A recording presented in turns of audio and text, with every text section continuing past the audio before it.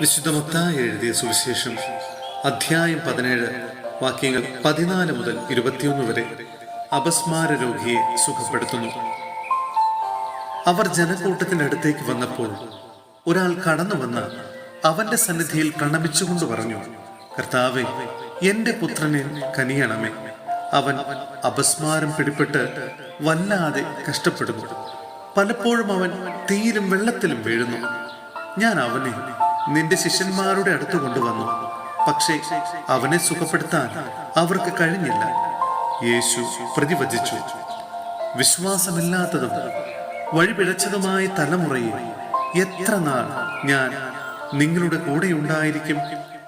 എത്ര നാൾ ഞാൻ നിങ്ങളോട് ക്ഷമിച്ചിരിക്കും? അവനെ ഇവിടെ എൻ്റെ അടുത്ത് കൊണ്ടുവരിക. യേശു അവനെ ശാസിച്ചു. പിശാച് അവനെ വിട്ടുപോയി. തൽക്ഷണം ബാലൻ സുഖം പ്രാപിച്ചു.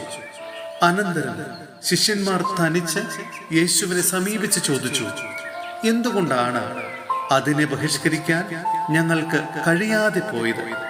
യേശു പറഞ്ഞു, നിങ്ങളുടെ അല്പവിശ്വാസം കൊണ്ടു തന്നെ. സത്യമായി ഞാൻ നിങ്ങളോട് പറയുന്നു, നിങ്ങൾക്ക് കടുകുമണിയോളം വിശ്വാസമുണ്ടെങ്കിൽ ഈ മലയോട് ഇവിടെ നിന്ന് മാറി മറ്റൊരു സ്ഥലത്തേക്ക് പോവുക എന്ന് പറഞ്ഞാൽ അത് മാറിപ്പോകും.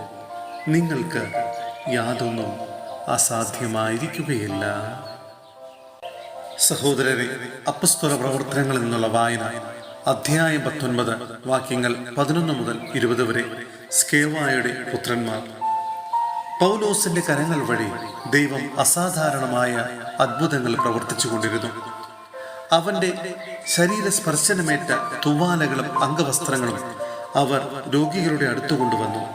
അപ്പോൾ രോഗം അവരെ വിട്ടുമാറുകയും അശുദ്ധാത്മാക്കൾ അവരിൽ നിന്ന് പുറത്തു വരികയും ചെയ്തിരുന്നു.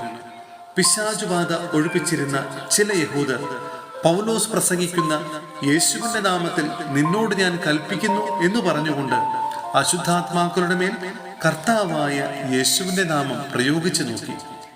യഹൂദരുടെ ഒരു പ്രധാന പുരോഹിതനായ സ്കേവായുടെ 7 പുത്രന്മാരും ഇങ്ങനെ ചെയ്തുകൊണ്ടിരുന്നു. എന്നാൽ അശുദ്ധാത്മാവ് അവരോട് ഇപ്രകാരം മറുപടി പറഞ്ഞു, യേശുവിനെ എനിക്കറിയാം, പൗലോസിനെയും അറിയാം, എന്നാൽ നിങ്ങൾ ആരാണ്? അശുദ്ധാത്മാവ് ആവസിച്ചിരുന്ന മനുഷ്യൻ അവരുടെ മേൽ ചാടി വീണ് അവരെ ആക്രമിച്ച് കീഴ്പ്പെടുത്തി. അവർ മുറിവേറ്റ് നഗ്നരായി ആ വീട്ടിൽ നിന്ന് ഓടിപ്പോയി. എഫേസോസിൽ വസിച്ചിരുന്ന യഹൂദരും ഗ്രീക്കുകാരുമായ എല്ലാവരും ഈ വിവരം അറിഞ്ഞു ഭയപ്പെട്ടു. കർത്താവായ യേശുവിന്റെ നാമം കൂടുതൽ പ്രകീർത്തിക്കപ്പെടുകയും ചെയ്തു. കൂടാതെ വിശ്വാസം സ്വീകരിച്ച പലരും വന്ന് തങ്ങളുടെ ദുർനടപടികൾ ഏറ്റുപറഞ്ഞ് കുറ്റം സമ്മതിച്ചു. ക്ഷുദ്രപ്രയോഗം നടത്തിയിരുന്ന അനേകം ആളുകൾ തങ്ങളുടെ ഗ്രന്ഥച്ചുരുളുകൾ കൊണ്ടുവന്ന് എല്ലാവരും കാണെ അഗ്നിക്കിരയാക്കി. അവരുടെ ആകെ വില കണക്കാക്കിയപ്പോൾ 50,000 വെള്ളി നാണയങ്ങൾ വരുമെന്ന് കണ്ടു. അങ്ങനെ കർത്താവിന്റെ വചനം വിപുലമായി പ്രചരിക്കുകയും അതിന്റെ ശക്തി വെളിപ്പെടുകയും ചെയ്തു.